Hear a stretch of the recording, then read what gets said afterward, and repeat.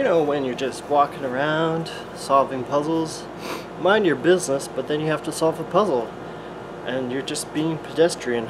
And that is this game. It's a cool little game. You play as a stick figure that goes from like pretty much room to room, and you have to attach the rooms with arrows. Some arrows are just jointed, and yeah, the backgrounds change. I'm not sure what the relation is to the rooms to the backgrounds.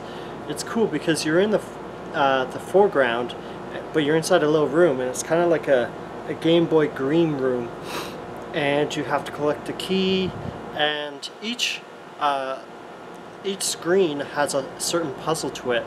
And after doing like 5 puzzles, I kind of got stuck. So this is more of a cerebral game for people to play. It's kind of tricky actually. It really does. It's kind of fussy because I would try and solve some of the puzzles a certain way. I thought, okay, this makes sense, and then according to the game, it's like if you don't connect the rooms properly, it starts to give you like a red warning, like your character starts to flash red. So if you continue with trying to attach that room, your character starts back at the arrow.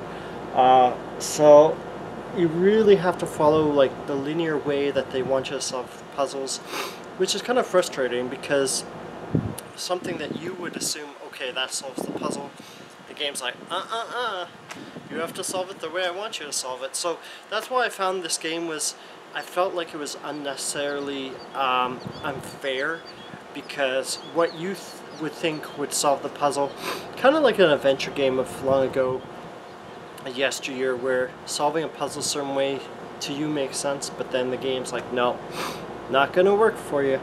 So yeah, there's rooms that they don't want you to connect together, and you can move the rooms around too, which I didn't realize until like playing it for a little while. And the backgrounds themselves, like that's the weird thing, the backgrounds themselves are like super high def. It must have taken a while to render each one. I've heard this game's short. It's I think like 3 to 6 hours long, from what I remember. I played it for about half an hour and that was it. Like the puzzles were already getting pretty tricky, and as I said, the game wants you to solve the puzzles its way. So yeah, it seems like more of a chore. It's quite challenging rather than like a casual walk like down the road.